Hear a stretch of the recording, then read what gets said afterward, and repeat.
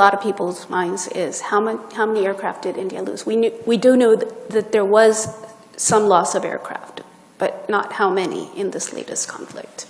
We're not military folks, and our military are the only ones who really keep track of all of these things. But, I think the important message that came out was, whatever may or may not have happened in the course of a conflict, neither side, by the way, talks about losses very much.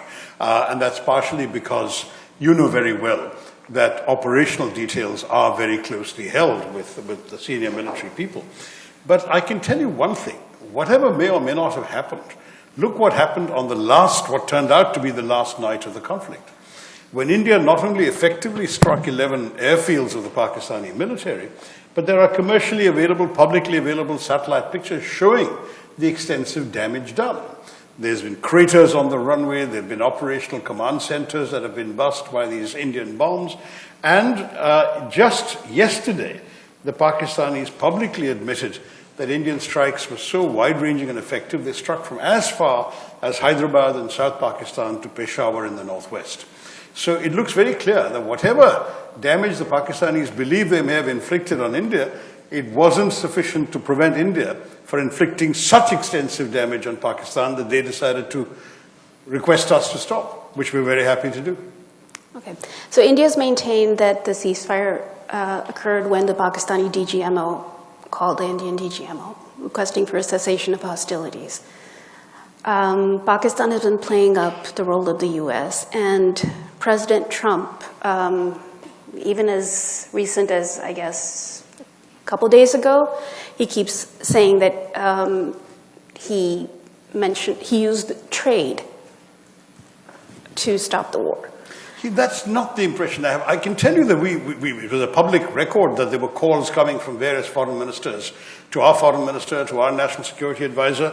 The US was amongst the most active in this regard, and that Secretary Rubio spoke to his Indian counterpart, Jaishankar. He also, in his second hat of NSA, spoke to his counterpart, Mr. Doval. At one point, Mr. Vance, the vice president, called our prime minister. So there was a lot of calls being made, and that's true also the foreign ministers of the UAE, of Saudi Arabia, France, and so on. Many countries were concerned.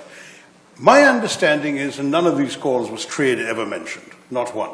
And certainly our information is that from our side, we gave a consistent response throughout, which corresponds to what I've just said to all of you, that we are only taking retribution for a terrorist attack. We are not interested in prolonging this conflict.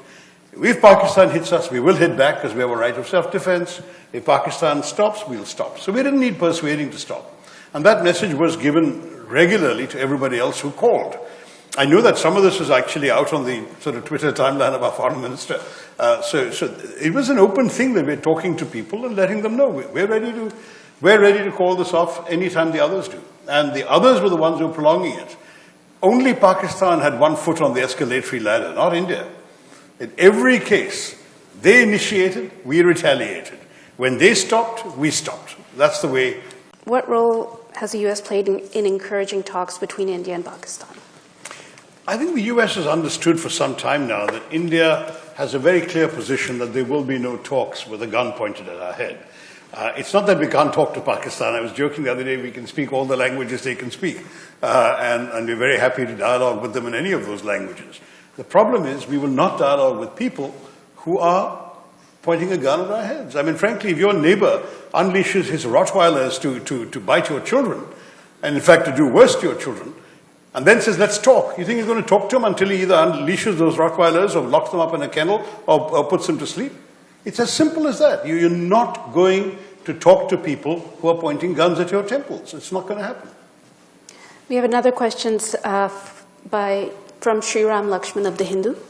What concrete outcomes have been agreed upon or do you expect will be agreed upon from this visit in terms of U.S. actions with regard to Pakistan? Forgive me. May I look at that? I seem to have a slight audibility problem here with what concrete outcomes have been agreed upon, I see. We aren't really here to negotiate outcomes. That's the job of the government. Our job is to enhance understanding, to clarify our position and to explain if there are any questions or misapprehensions on the part of our interlocutors. We'll be very happy to address them. There wasn't a specific seek on our part beyond that. It's not that we've come here saying, would you do this for us? That's not what this is all about. And that's true, by the way, every country we've been to. We're just saying, this is our position, we want you to understand, and if you have any questions, we'll answer them, but that's it. We're not asking them to do anything other than to understand our point of view, to express their solidarity, and to stand with us if it happens again. I mean, we have no illusions. These buildings we've destroyed in the terror camps can be built again, 6 months, 9 months, who knows? The problem is, if they think they can keep doing this to us, they've got another thing coming, because we are not going to take it. If they hit us, we will hit them back. And we want the world to understand not only what just happened, but what could happen again if Pakistan does not control these elements on its soil.